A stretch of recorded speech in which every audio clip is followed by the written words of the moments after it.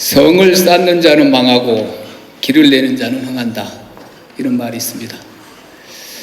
무슨 말이야? 성을 쌓아야 잘 방어를 하고 지킬 수 있지, 그런 말씀도 하실 분도 계시겠지만, 성을 쌓는 자는 망하고 길을 내는 자는 흥한다, 어디에 나오는 말이냐면은 돌궐이라는 나라가 있었습니다. 돌궐, 투르크라고도 하죠.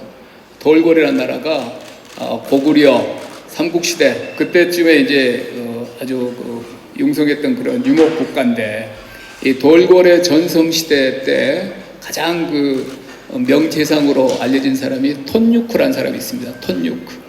톤유크라는 사람의 비문에 나오는 말이에요. 근데 이제 여러분 아시겠지만 유목민족들은 계속 움직이기 때문에 정주민족과 달리 기록이 별로 없습니다.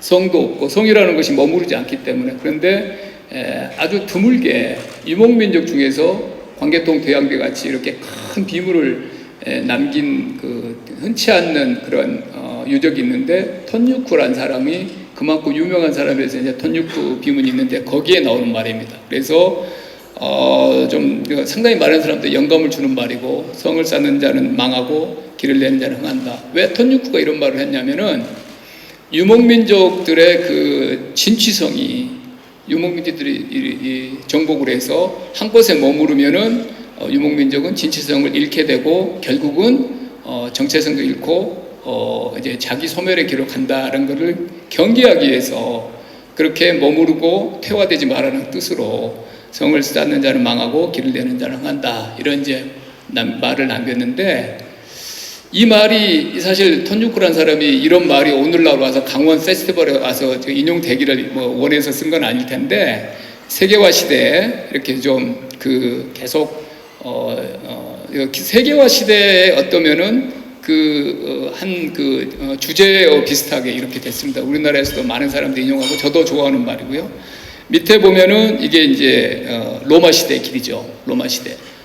지금이야 전 세계가 연결되어 있고 그렇지만 고대 세계에서 제일 길을 많이 내고 확장했던 게 사실 이제 로마고, 그 길이 지금까지도 쓰이고 있는 겁니다. 그래서 성을 쌓는 자는 망하고 길을 내는 자는 흥한다 할 때 이제 로마 제가 제국이나 그 길을 보여드린 거고, 오른쪽이 아마도 1900년대 아니면 1800년대 우리나라 모습이겠죠. 사진이 찍힌 데 초기니까.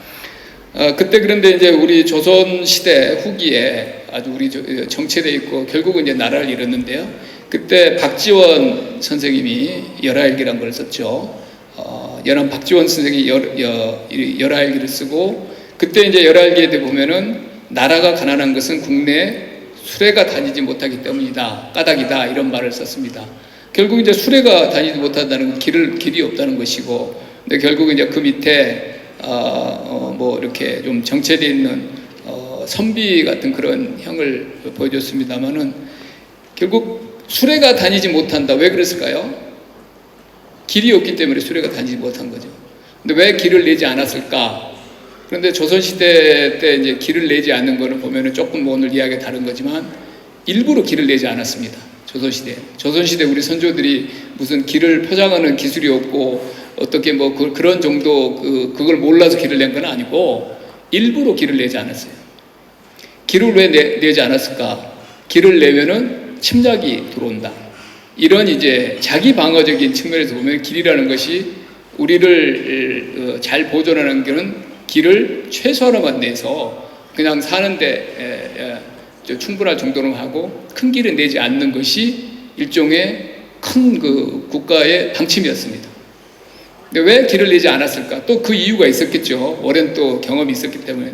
근데 길이라는 것은 조선시대 사대부들의 생각은 상당히 외침을 가져오는 것도 되지만은, 길이 결국은 뭡니까? 길이라는 것은 동서남북으로 다니는 거고, 움직이는 것이고, 섞이는 것이고, 그 다음에 거기서 이제 상업이 일어나고 그럴 텐데, 상업을 결국은 극도로 경계하고 억제하고 불온시했습니다. 어떻게 말하면 여러분들 사농공상이라는 말을 들어보셨을 텐데, 사농공상 중에서 가장 나중에 나오는 게 상입니다. 상. 근데 상이라는 것은 무역이라 어떤 교역이라는 것은 움직여야 되고 길을 통해서 일어나는 건데, 이제 상이라는 것이 아까 말한 대로 교역 그러잖아요. 교역. 무역. 그 역자가 무슨 역자입니까? 바꿀 역자라는 뜻도 되거든요. 바꿀 역. 무역. 그래서 역자, 상업이나 이런 시장 이런 것이 조선시대 그 소위 지배계층의 엘리트 입장에서 보면은 움직임을 뜻하는 거죠. 상업이라는 것은 물건을 옮기고 여기저기 사람이 오가는 거잖아요. 움직임. 그 다음에 어떤 그 한자로 말하면은 섞일 혼. 그 다음에 움직일 류. 뭐 이렇게 물숫자에 움직임. 그 다음에 어떤 면에서 보면은 인간의 이기심 같은데 이익할 때 이자. 그 다음에 욕망, 그다음 욕. 이런 것을 뜻하는 게 사실 상업입니다. 상업이라는 것은 그런 거 없으면 되질 않기 때문에. 그래서 이런 것들이 사실은 이미 완성되어 있다고 사대부들이 생각했던 체제를 흔들고 도전하고 그런 불온하다. 그래서 사실은 상업을 억제하고 최소한으로 했던 것입니다. 그래서 그거는 제가 볼 때는 그 시대의 지배계층을 그렇게 일방적으로 매도할 수는 없지만 안타깝게도 다른 나라들은, 우리 주변에 있던 나라들은 그렇지 않고 상업을 통해서 새로운 아이디어를 얻고 부를 늘리고 국가의 부국강백을 했는데 우리는 그렇지 못해서 결국은 나라를 잃게 됐다. 그런 이제 과거 역사에 좀 우리가 좀 아쉬움 때문에 제가 이런 말씀을 모두에 조금 더 길게 드렸습니다. 지금은 우리가 이제 글로벌 시대이고, 사실 글로벌 시대 지난 한 50년, 60년간에는 우리나라가 산업공상이라는 그 뿌리 깊은 그 이데올로기, 가치가 우리 머릿속에 남아있는데, 그리고 어떻게 보면은 상업이나 이런 그 경제활동은 그렇게 권장할 만하고 가치가 있는 일이라고 생각하지 않았던 시대에 그 유산이 남아있는 나라가 어쩌면 이렇게 전 세계 글로벌 시대의 흐름을 타서 지난 50년간 가장 글로벌 시대에 골드 메달리스트로 그랬던 한국을 어떻게 이렇게 역동적으로 발전했을까를 생각해 보면 저는 뭐 상당히 정말 놀랄 만한 일이고 우리 스스로가 자부심을 가질 만한 일이라고 생각합니다. 그리고 글로벌 시대라는 것이 결국은 한 나라에 머물지 않고 세계가 전체가 하나의 시장이 되는 거기 때문에 사실은 이제 경쟁이나 이런 것들이 경쟁력을 가진 사람이야 전 세계, 예를 들면 LA 다저스의 류현진이나 우리 손흥민이나 이런 사람들은 우리나라의 뭐 프로야구나 무슨 우리나라의 K리그에 머무는 것보다 100배, 1000배 사실 가치를 본인이 그걸 누리고 있잖아요. 전 세계에서 넘버원이 됐으니까. 뭐 그런 정도의 뭐 탤런트를 가진 사람들한테는 큰 기회가 되겠지만은 어떤 면에서는 어떤 옛날 같으면은 나라나 어떤 지역의 어떤 좀 안전한 어떤 경계가 있어서 경쟁이 좀 제한적으로 일어나던 그런 시대, 그런 거를 또 그런 이렇게 뭐라고 그러죠? 피할 수 있는, 경쟁을 피할 수 있는 제한적인 그런 영역도 줄어드는 거기 때문에 어떻게 말하면 좋은 무한 경쟁의 시대이고 기회가 전 세계가 기회가 널려 있다고 볼 수 있지만 조금 더 어떤 그런데 경쟁에서 경쟁력을 갖추지 못한 사람한테는 아주 약육강식이 될 수 있는 그런 아주 이중적인 시대를 우리가 지금 지나고 있다고 말씀드리겠습니다. 그래서 이제 글로벌 시대라는 것이 우리나라도 이제 70년대, 60년대, 70년대 경제개발 계획 세우고 국가가 많이 이제 전략을 세우고 앞서 나가면서 글로벌 시대에 이제 산업화를 이뤘는데 그러다가 이제 80년대, 90년대 이때 되면 이제 민영화도 하고 자유화하면서 이제 기업들이 좀 전면에 나서고 사실 우리가 지금 글로벌 기업으로 내세울 만한 기업들이 한 대여섯 개 되죠. 그래서 글로벌 삼성이나 현대 기아차나 SK나 LG나 이런 데는 우리나라에서만 유명한 게 아니고 사실 글로벌 기업이 얼마나 있을까요? 수십만 개가 있겠죠. 그 다음에 큰 걸로만 해도 수천 개가 있을 텐데 삼성은 글로벌 브랜드 파워로 보면 전체에서 한 5, 6위 정도 합니다. 이제 전체 5, 6위란 것이 그냥 5, 6위니까 꽤 유명한가 보다 정도 아니고 여러분들이 그냥 상상도 할 수 없을 만큼 많은 수백 년 된 그런 기업들과 경쟁해서도 6위니까 간단치 않은 업적이죠. 그리고 기업체 순으로 보면 우리나라는 이제 경제력을 보면 세계에서 13위에서 15위 정도를 하고 있는 나라인데 기업 코퍼레이션, 기업, 큰 기업들이 많은 굵직한 나라, 뭐 기업들의 경쟁력이나 뭐 이렇게 판매액이나 이런 기준으로 보면은 대략 한 7, 8위 정도를 합니다. 우리나라가 7, 8위. 그러니까 우리 전체 국부보다 기업을 기준으로 국부나 어떤 경쟁력을 하면은 기업들이 조금 더 오히려 도드라질 정도로, 아까 제가 말씀드린 대로 이게 한 세대 내지 두 세대 안에 일어난 일이니까 이거는 오늘날 뭐 제가 속하고 여러분들이 있는 이 세대가 충분히 자부심을 가질 만한 그런 업적이다, 이렇게 말씀을 드릴 텐데, 최근에 글로벌 시대에는 이제 기업보다도 지금 여러분 유튜브를 하나 예를 들어보십시오. 유튜브. 개인이 사실은 이제 경쟁력을 갖기 시작하는 자체적으로 기업에 속하지 않고 나라에 속하지 않고 그냥 혼자 서 있는 한 명 한 명의 개인들이 기업이 되고, 어떤 면에서는 개인 한 명이 부를 창출하거나 뭐 글을 쓰거나 그러더라도 어떤 이제 언론사보다 더 못지않은 그런 경쟁력을 갖춘 개인들의 글로벌리 개인 한 명 한 명이 경쟁하는 그런 시대까지 왔다고 봅니다. 그래서 정체성이나 경쟁력이 굉장히 개별화되고 있다는 거죠. 나라의 경쟁도 중요하고 기업의 경쟁도 중요하고 여전히 중요해요.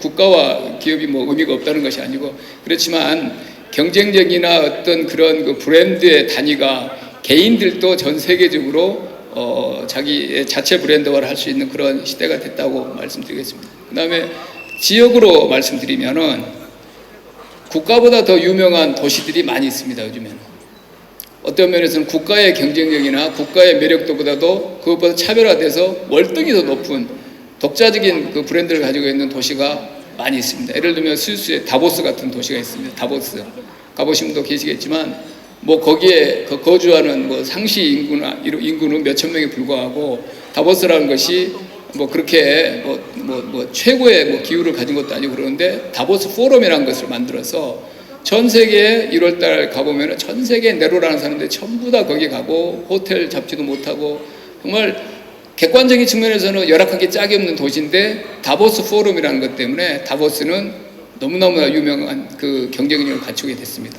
예를 들면은 미국의 잭슨홀이라는 도시가 있는데 와이오밍에 정말 아주 멀고 산악지역의 조그만 도시인데, 거기도 이제 무슨 연역이 있습니다. 그 연역을 말씀드릴 수 없지만 휴양지에, 여름 휴양지에 이 중앙은행 총재들이 좀 이렇게 번잡함을 벗어나서 모일 수 있는 휴양지로, 80년대 한 중앙은행 총재가 이제 거기를 좋아해서 거기 아니면 나는 안 가겠다라는 이제 주장을 하니까 미국의 중앙은행 총재가 그러면 거기로 모이겠다 해서 사실 시작한 게 이제 잭슨홀인데, 잭슨홀 미팅이 그 뒤로부터 몇십 년간 여름에 전 세계 네로라는 사람들이 전부 모이는 그런 잭슨홀이 됐고, 그다음에 뭐 음악을 좋아하시는 분은 잘 아시겠지만 잘츠부르크 축제를 할지 에딘버러 축제를 할지 뭐 이런 그 축제 하나가 도시의 이 브랜드와 가치를 월등히 높이는 그런 시대가 됐습니다. 그래서 여기 이제 평창 분수님도 계시고 그러는데, 여러분도 비슷하게 지금 사실 평창 음악 축제, 뭐 대관령 축제라도 할 수 있지만 그것도 처음에 만들 때보다 지금 월등히, 저도 개인적으로 아주 좋아하는 축제고, 그런 식으로 아마 평창 그런 음악제 같은 것도 그게 발전할 수 있더라고 저는 믿어 의심치 않습니다. 그래서 이때 그러면 아까 제가 말한 대로 기회는 무궁하게 널려 있다고 볼 수 있지만, 자칫하면 그 약육강식의 그 시대도 될 수 있는 이럴 때 살아남으려면 어떻게 해야 되느냐, 뭐 너무나 당연한 이야기겠지만 본인 개인이나 지역이나 국가가 가지고 있는 핵심 역량에 올인해서 가장 잘할 수 있는 분야에 특화하는 그런 노력이 필요하다고 하겠습니다. 제가 서두에 글로벌 시대 우리 발전 지금까지 역사와 그거를 조망을 해드렸는데요. 두 번째 이제 인구 문제를 잠깐 말씀드리겠습니다. 저와 비슷한 연배의 분들은 아마 이거 다 보셨을 거예요. 하나씩만 낳아도 삼천리는 초만원. 그다음에 둘도 많다. 이게 이제 70년대, 80년대 가족교육 표어입니다. 그 당시에 남자들은 예비군훈련 가서 정관 수술하면은 예비군 수술을 면제해주고 막 이럴 때예요. 그러니까 인구가 너무 많아서 우리나라가 망할지도 모른다라는 인구 폭발의 그 공포가 우리를 짓누르고 선진국이 되려면 인구를 줄여야 된다. 그런 시대가 80년대까지였는데 되돌아보면 지금 어떻습니까? 우리가 뒤에 제가 이렇게 통계를 좀 보여드릴 텐데 이 그래프가 지금 70년대부터 해서 이제 이 파란색 그래프가 합계 출산율입니다. 합계 출산율이라는 것은 15세부터 49세까지 이렇게 가임 여성들, 그 아이를 낳을 수 있는 여성들 총 숫자 대비 신생아가 얼마 태어나는가라는 것인데 0.98입니다. 한 명도 이제 낳지 않는다는 거예요. 그런데 이 0.98이 뒤에 나오겠지만 세계 최초입니다. 역사상으로 최초는 아니었겠지만 지금 당대에 0.98 우리나라는 뭘 하면 하여튼 금메달 하는 거는 아주 알아줘야 되는데 가장 빠른 시간 내에 1m로 떨어진다는 근데 상당히 우울한 이야기죠. 당분간 출산율이 낮다고 그래도 세상에 이렇게 낮을 수는 있는데 근데 0.98인 나라가 OECD에서 우리나라뿐입니다. 이럴 정도로 한 세대 안에 이게 되돌아보면 80년대 저 표로 해서는 안 되는 거죠. 우리 지금 복귀를 해보면 뭐 복귀 1983년부터 경계를 하고 스탑하고 사실은 이제 뭐 저출산 쪽으로 좀 우리가 준비를 했어야 되는데 그때도 여전히 이 80년대 후반에도 아까 말한 내비훈련 가면 그런 시술을 권장하고 둘 이상 나오면 안 나오고 하나만 낳자는 것을 했으니까 참 인구 문제라는 것이 어려운 거죠. 여러분은 지금 이 그래프에서 어디를 속해 계신가요? 저는 지금 베이비붐 세대에 속해 있습니다. 제가 62년생인데요. 그 베이비붐 세대가 이제 55년부터 63년, 소위 58년 개띠, 58년 개띠라는 게 왜 나왔겠어요? 엄청나게 많이 이제 태어난 58년. 그게 이제 베이비붐 세대가 제일 고봉으로 돼 있고, 2차 베이비붐 세대가 68년부터 74년. 그 다음에 에코우라는 게, 에코우가 영어로 메아리거든요, 메아리. 에코우를 한다고 그러잖아요. 에코우 세대가 저 같은 베이비붐 세대가 결혼해서 낳은 자녀가 에코우 세대입니다. 당연히 베이비붐 세대가 많으니까 20대 후반은 30대 초반 결혼해서 아이를 낳기 시작하니까 에코우 세대가 또 많아요. 그래서 이 몇 개 이제 인구 고봉들이 있는데 이게 이렇게 나이가 들면서 오른쪽으로 이렇게 이제 옮겨가는 겁니다. 이거를 제가 이제 다이내믹하게 영화같이 보여줄 수 있으면 5년, 10년, 15년, 20년에 이게 그대로 가는 걸 보여줄 수가 있을 텐데 여러분 한 명 한 명이 이제 나이를 먹어가면서 그 속해 있는 그게 이렇게 하면서 이제 고령화가 진전되고 있는 겁니다. 이제 이 그래프가 한 서너 장이 나오는데요. 악어의 입 같은 그런 그래프입니다. 뭔가 하나는 올라가는데 하나는 내려가는. 어떤 악어의 입이라도 할 수 있고 어떤 가위같이 이렇게 벌어진 가위 같은 그럴 텐데 다른 나라 인구는 느는데 우리나라는 줄어든다. 우리나라 인구는 2025년 정도 그때 지금 2028년 5,194명 지금 예측에 한 5,200만 정도를 피크로 찍고 그 다음부터는 줄어들어서 한 4,284만 명이 될 것이다 라는 게 지금까지 이제 전망입니다. 그리고 이게 총 인구도 그렇지만 65세 이상 고령층은 점점 당연히 늘어나. 아까 그 그래프가 오른쪽으로 막 이렇게 이동하기 때문에. 그 다음에 14세 유아 수는 점점 떨어지고 있고, 제가 저기 말씀드린 거예요. OECD 국가 중 합계 출산율이 1 미만인 유일한 국가.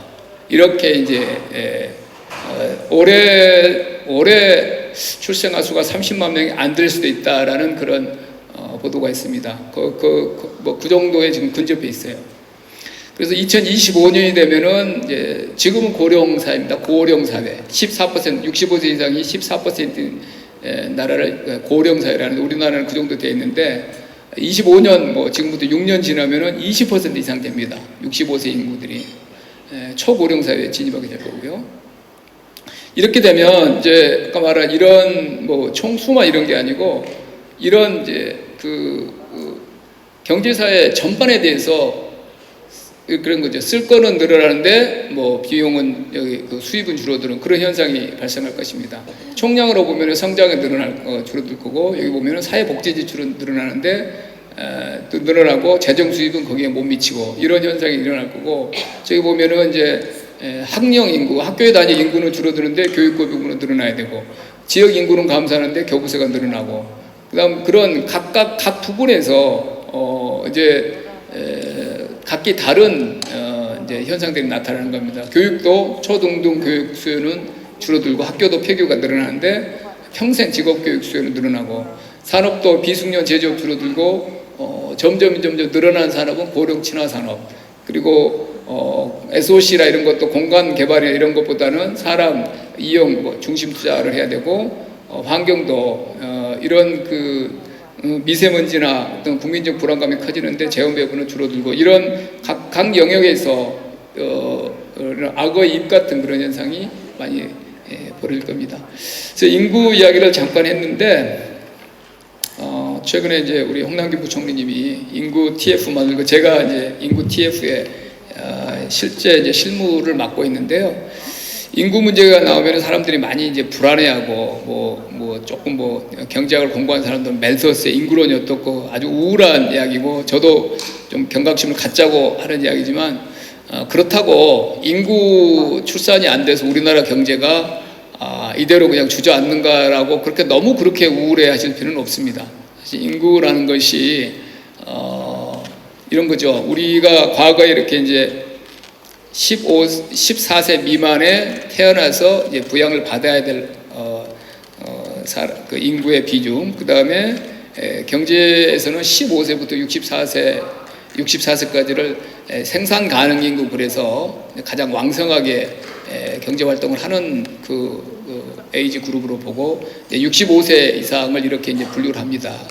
근데 이제 과거에는 제가 2010년 숫자를 뽑아봤는데 2010년에는 14세까지가 16%였습니다. 그렇게 그때까지만 해도 출산율이 그렇게까지 이제 떨어지지 않았고, 15세부터 64세까지 하는 경제 활동의 골든 에이지 그룹이 73%, 아주 높은 거죠. 그 다음에 65세 이상은 10.8%니까 2010년만 해도 사실 양쪽에 고령 65세 이상, 그 다음에 14세까지, 거기는 부양이라는 의미로 보면은 어린 아이들을 부양해야 되고 우리가 키워야 되고 교육을 시켜야 되고, 65세 이상은 조금 더 이제 은퇴에 가까우니까 부양해야 되는, 양쪽의 인구가 16%, 10.8이고 별로 안 되고, 15세부터 64세가 73%니까 활동하는 인구가 아주 굉장히 많은 아주 이상적인 그런 층이었는데, 2017년 작년 같은 경우에는 14세는 이제 13% 떨어져요. 아까 제가 말한 대로. 그 다음에 15세 64는 다행히 아까 말한 저희 베이비붐 때문에 73%로 거의 그대로 있습니다. 2010년과 비교해서.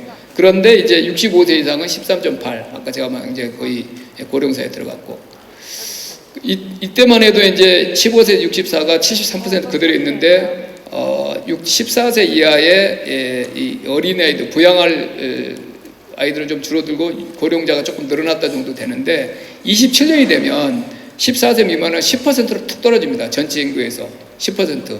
그리고 이제 조금 더 걱정해야 되는 것이 15세 64세는 67%로 이제 드디어 줄어들기 시작해요. 이렇게 이제 움직이면서. 그리고 이제 65세 이상이 22.3%로 돼서 이제 점점 이제 되면은 한 45%까지, 그때까지 여러분들이 얼마나 이제 살아계실지 모르지만 2060년 되면은 65세 이상이 45% 되는. 그래서 그렇다고 이제 세상 끝은 아닌데, 지금의 모습과는 많은 게 이제 바뀌는 거죠. 그래서 그때 65세 이상은 그러면은 어떤 일을 하면서 그 노년을 해야 되는가, 그 개인의 만족뿐만 아니고 그것도 하나의 이제 경제 활동을 계속 하셔야 되니까. 그래서 이 구조 자체가 바뀌어서 여기에 우리가 빨리 얼마나 정년 문제나 이런 거를 적응하느냐의 문제지, 일본 같은 나라가 이제 우리보다 한 15년 앞서서 인구가 줄어드는 그런 나라인데, 일본이 경제가 마이너스 성장하거나 그러지는 않거든요. 성장률이 낮지만 그래도 0.5에서 1% 정도를 하기 때문에, 사실 절대 인구가 줄어들면은 경제는 마이너스 성장한다는 것은 꼭 그렇지는 않습니다.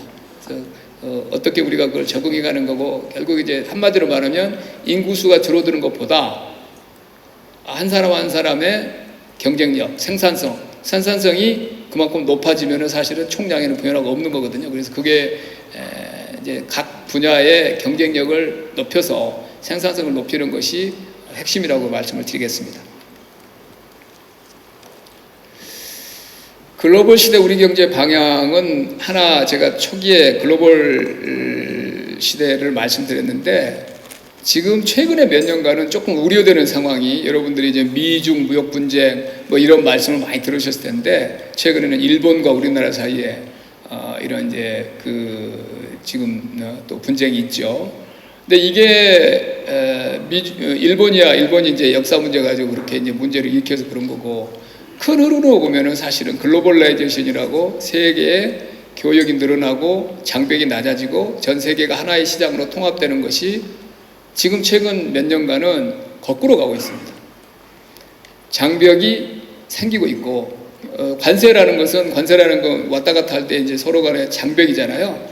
그거 이제 얼마씩 점점 옛날에는 관세가 낮아지고 자유무역 협정이 늘어나고 그리고 한때는 뭐 토마스 프리드만이라는 사람이 또 월드 이즈 플랫이라고 세계는 평평하다. 세계는 평평하다는 것은 세계의 장벽이 다 없어져서 하나의 단일 시장 같이 보이는 것 같은 글로벌리제이션에 이제 거의는 이제 완성되고 더 이상 이제 장벽을 생기지 않을 거라는 게 몇 년 전까지만 세계 흐름이었는데 지금은 거꾸로 가고 있습니다. 어떤 사람들은 디글로벌라이제이션이라는 말도 하고요. 반대죠. 역글로벌라이제이션. 어떤 사람들은 글로벌라이제이션인데 아주 과거보다는 아주 느린 속도로 상당히 글로벌 속도가 낮아진 글로벌라이제이션 그래서 슬로우 글로벌라이제이션 하는데 제가 볼 때는 슬로우 글로벌라이제이션 그래도 조금 나가는 거잖아요. 제가 보기에는 역글로벌라이제이션이라고 보는 것이 조금 맞다. 그러니까 과거에 개방이나 이런 흐름들이 오히려 거꾸로 가면서 장벽이 생기고 다툼이 늘어나고 뭐 그렇게 되는 그러니까 이제 이게 왜 위험하냐면은 우리나라는 좁은 국토에서 글로벌라이제이션에 아까 말한 대로 경쟁력을 가장 잘 발휘해서 캐치업이라고 그러죠. 따라잡기. 앞에 있는 나라를 따라잡는데 그 경주에서 전 세계 어느 나라보다 잘한 나라입니다. 대만도 우리와 비슷하지만 그래도 대만이 우리 뭐 비슷한 한 50년간 경쟁력을 놓고 보면은 우리나라가 모든 면에서 종합 1위입니다. 그럴 정도로 우리는 이 글로벌 시절에 이 경주에서 가장 뛰어난 성적을 보여줬고 우리 지금까지 이런 이제 성공을 이루었는데 이 흐름이 바뀌고 있다는 것이 우리한테는 너무너무 큰 역풍이죠. 어떤 면에서는 인구보다도 이게 더 큰 그 도전이고 조금 더 이제 경제학을 하시는 사람들 이제 유식한 사람들 말이 글로벌 밸류 체인이라는 말을 합니다. 글로벌 밸류 체인. GVC가 이제 글로벌 밸류 체인인데요. 글로벌 밸류 체인이라는 것은 기업의 어떤 그 가치사슬 아니면 국제 분업 구조라고 할 수 있죠. 분업 구조가 그 전 세계를 무대로 해서 이제 공장도 그렇고 부품, 사람 뭐 이런 것들이 이제 이루어지는 걸 글로벌 밸류 체인인데 우리나라의 대기업들도 지금 전 세계에 다 지금 공장을 세워놓고 있죠.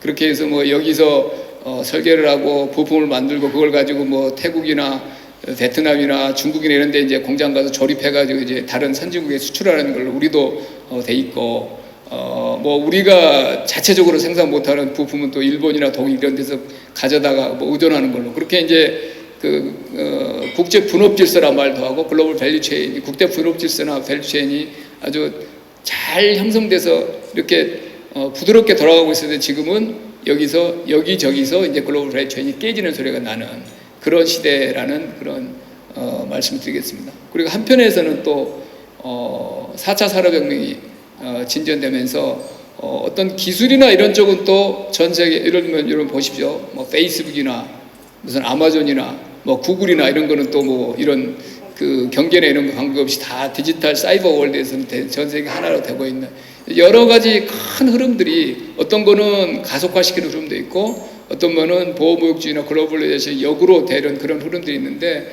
이 흐름이 우리같이 대외 개방이 높고 사실 우리 국내 시장보다는 세계 시장에서 우리 국부를 만들어야 되는 나라 입장에서는 어떻게 여기에 잘 대처하느냐가 사실 사활이 걸린 문제라고 하겠습니다.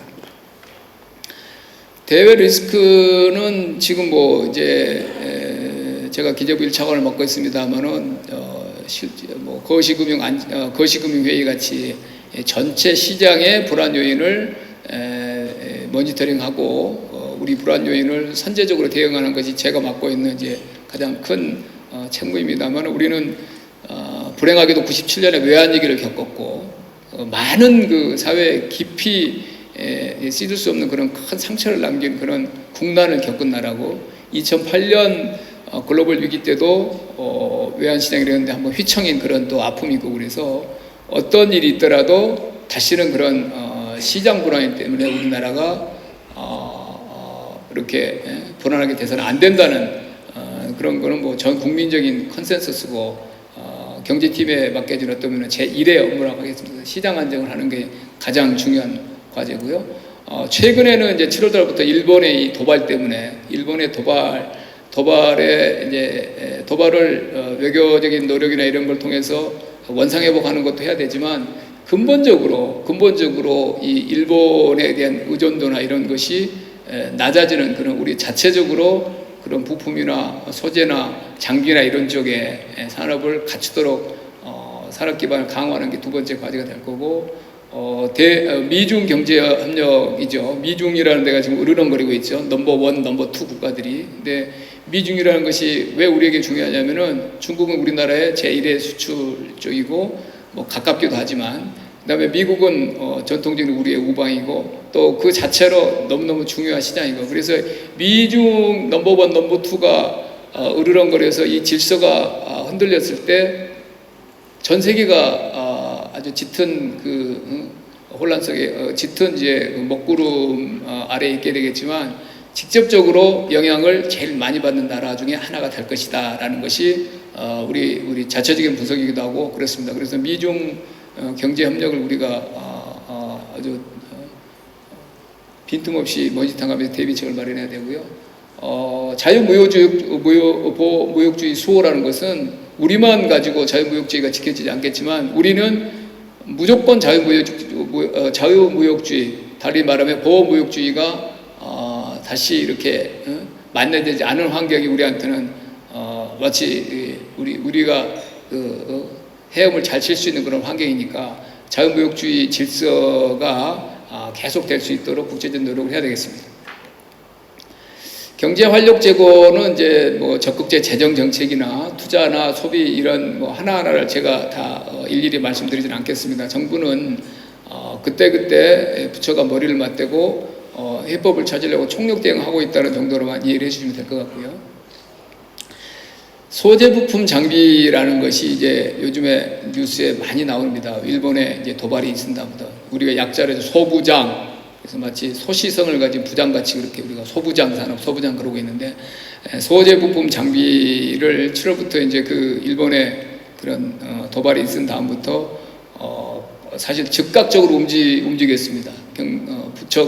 전 부처가 합심을 해서 즉각적으로 해서 산업부와 이제 과기부가 많이 이제 개별 프로그램 만들고 총괄은 이제 부총리 중심으로 만들면서 보험부처 긴급대응 체제인데 보면은 이 예산에 반영하고 특별회계도 만들고 뭐 그냥 그 경쟁력위원회도 만들고 특별법도 만들고 이런 거를 했는데 지난 2개월, 3개월 동안 사실은 모든 것을 뭐 우리가 마스터 플랜 가지고 한 건 아니고 그때 이제 최선의 노력을 하면서 해법을 찾았는데 되돌아보면 2개월, 3개월 동안에 우리가 이제 그 프로그램 다 이렇게 이제 마련하고 예산안도 냈고 법안도 지금 나와 있는데 되돌아보면은 아주 종합적으로 잘 대응을 했다는 그런 지금 평가가 있습니다. 이게 이제 실행이 돼야 되겠지만 실행이 이제 남겨 있습니다만 그래서 어떤 면에서는 우리가 아까 제가 말한 글로벌 밸류 체인이라는 게 있잖아요.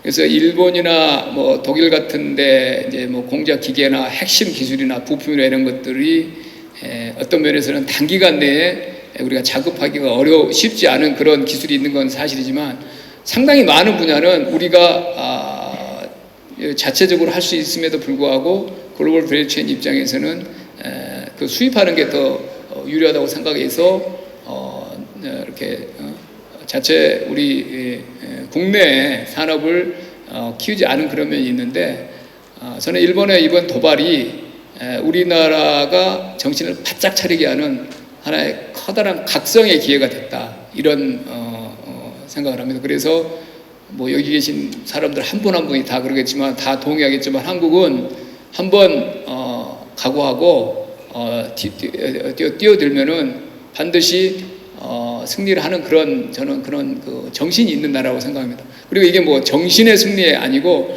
충분히 해볼 만한 그런 정도로 우리가 이제 어느 정도 기초 기술이나 이런 거를 갖추고 있는 나라이기 때문에 모든 분야를 다 우리가 다 이렇게 의존도를 줄일 수는 없겠지만 상당히 많은 분야를 자체적으로 국내에서 생산할 수 있는 시설을 갖출 수 있다고 생각합니다. 이게 뭐 1, 2년은 아니더라도 한 5년 정도, 우리 특별히 5년 기간입니다만은 5년 정도 기간 내에는 충분히 그런 그 글로벌 밸류 체인에서 대외적인 의존도를 줄일 수 있다고 생각합니다.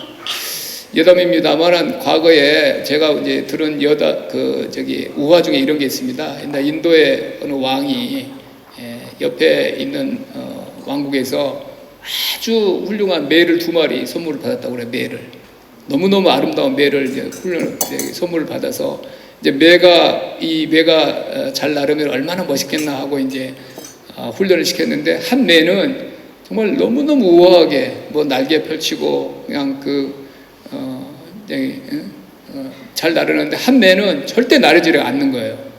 그래서 이제 이 왕이 이제 상심해서 이 매를 날개에 훈련을 시켜라. 그래서 이제 뭐 지금 말로 하면 조류학자도 동원하고 뭐 그냥 온갖 전문가를 다 동원했는데도 매가 꿈쩍도 않고 날질 않는 거예요. 그래서 이제 지금 이제 요즘식으로 말하면은 뭐 이렇게 정신 분석 무슨 애가 어릴 때 이 매가 아주 어렸을 때 트라우마 때문에 그렇다. 그래서 트라우마를 치료해야 된다. 이제 좀 비유를 좀 하는 거예요.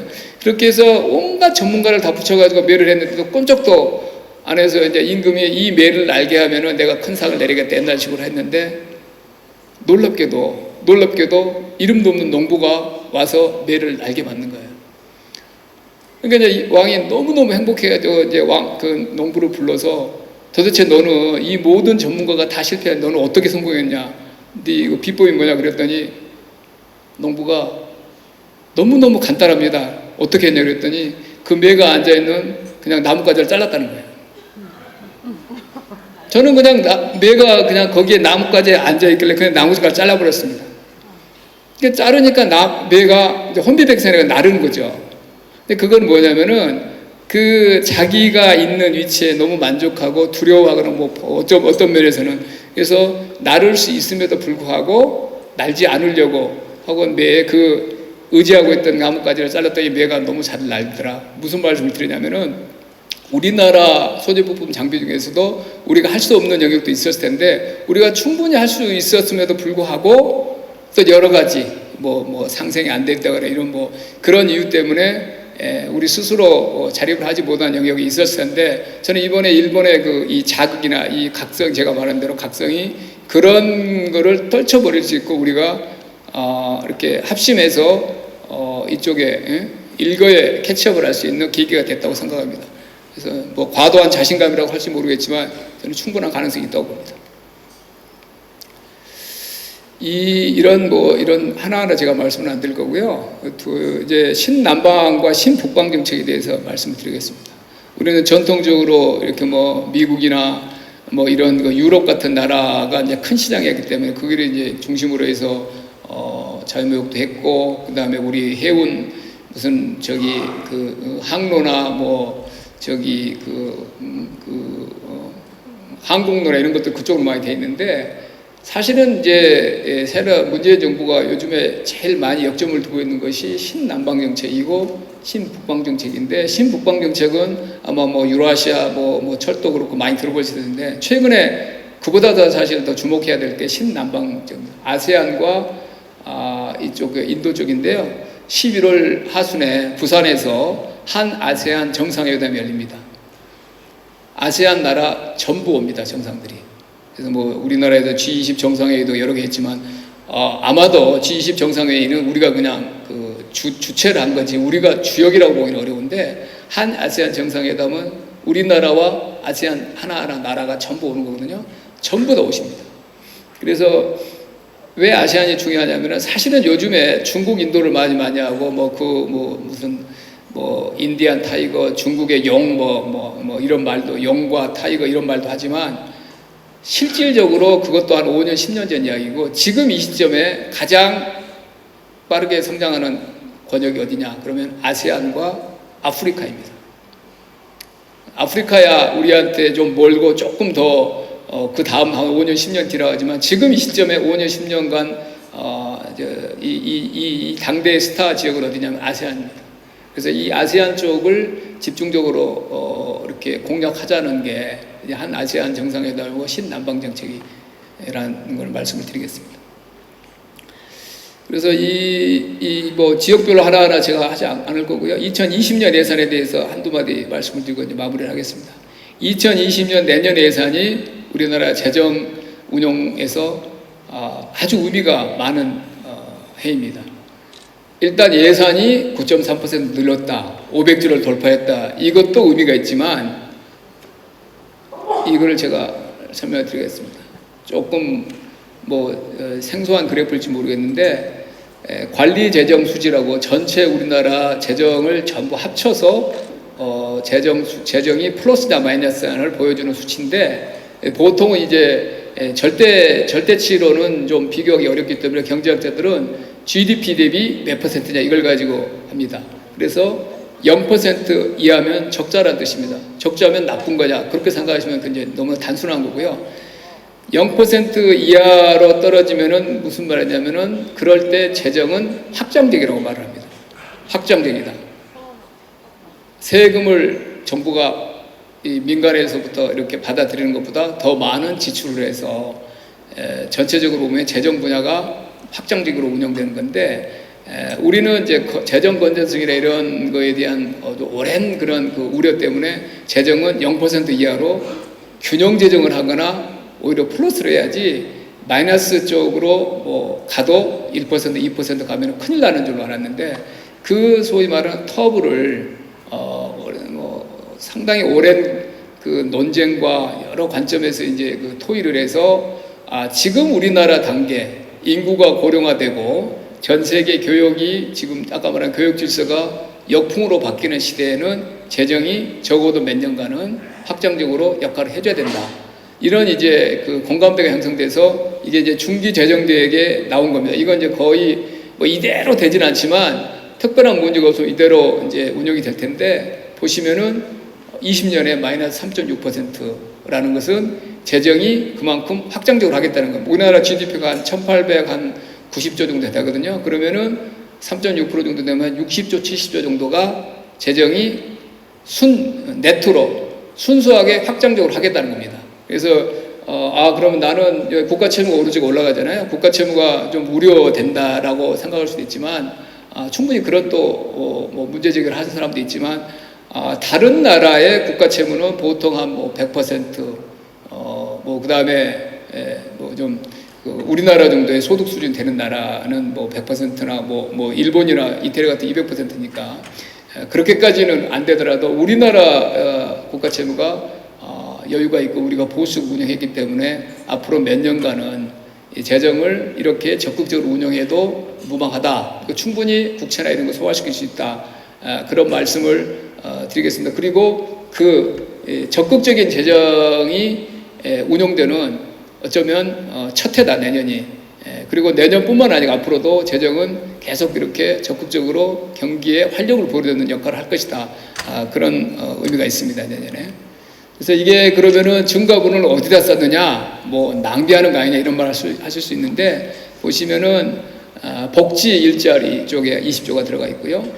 산업이나 R&D 뭐 이런 그 기초 경쟁력을 보강하는데 13.7조 원이 있고 국방 외교통일 공공질서야 국가의 기본 책무니까 그걸 하는 거고요.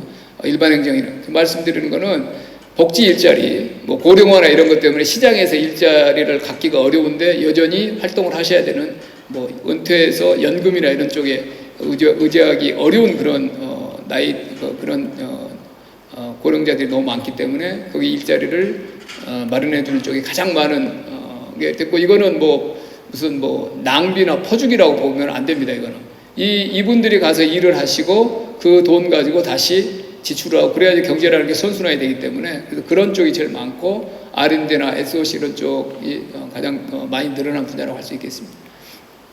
이게 이제 금액이 있고 밑에 퍼센트가 있는데 아까 제가 말한 이제 9점 몇 %라고 그랬잖아요. 성장 증가율이 9.3%인데 9.3%보다 퍼센티지가 높은 겁니다. 이게 이제 중점 분야죠. 산업, 중소기업, 에너지 27%. 그 다음에 환경, 미세먼지 이런 것들이 환경. 그 다음에 SOC, 기술개발, 복지 일자리, 문화체육 관광 이게 평균적인 9.3%보다 증가율이 높기 때문에 내년 예산의 중점적인 분야라고 볼 수 있겠습니다. 그 하나하나 제가 하지는 않을 거고요. 궁금하신 분들은 이 자료를 참고해 주시기 바랍니다.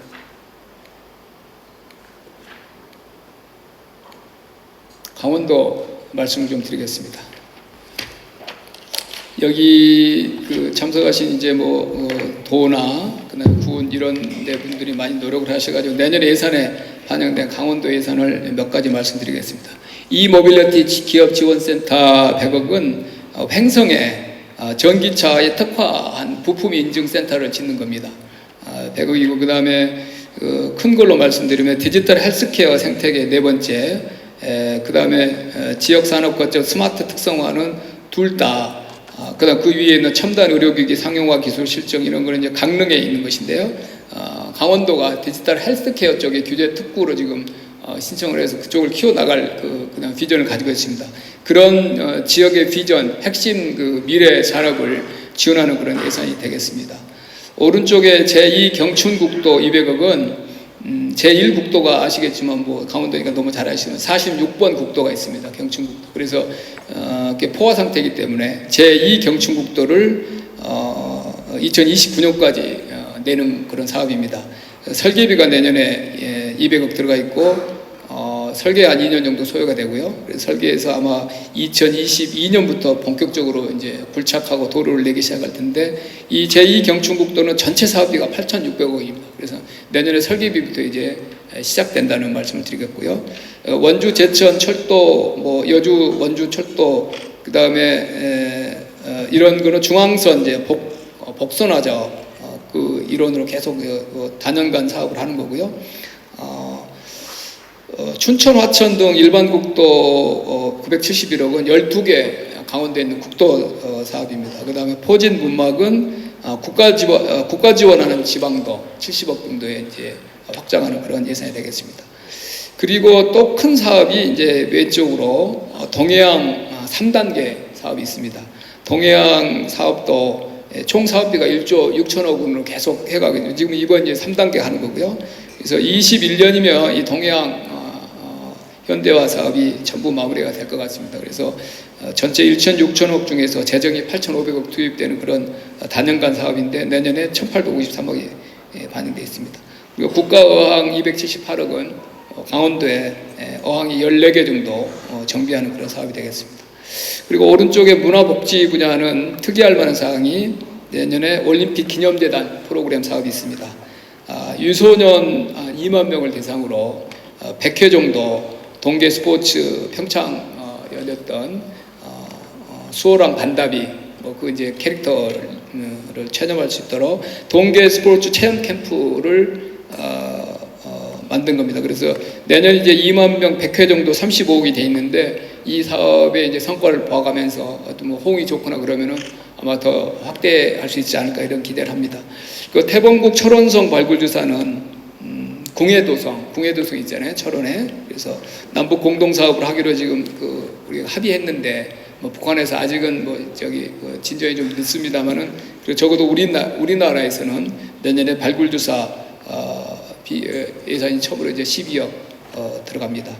그리고 춘천 시립복지원은 노숙인 시설을 현대화하는 그런 20억 이런 등등 사업이 있겠습니다.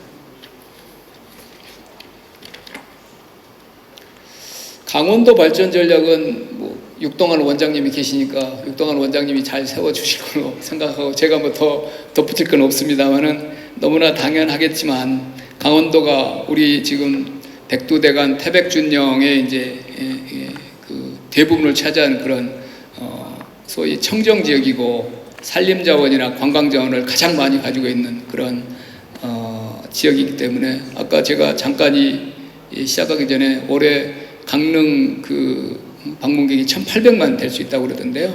강릉 하나만 그렇겠습니까? 이쪽으로 이제 점점 더 이제 문화 이런 그 관광지로서 강원도는 확고하기 때문에 강원도가 가장 잘할 수 있는 분야, 그리고 아까 제가 말한 디지털 헬스케어 같이 청정 어떤 그런 컨셉으로 꼭 무슨 많은 공단이라는 필요하지 않고, 사실 디지털 시대에는 거대한 산업단지가 필요한 건 아니거든요. 그래서 그런 분야로 특화할 수 있는 분야로 선택해서 하면은 무궁무진하냐, 이런 저는 기대를 합니다.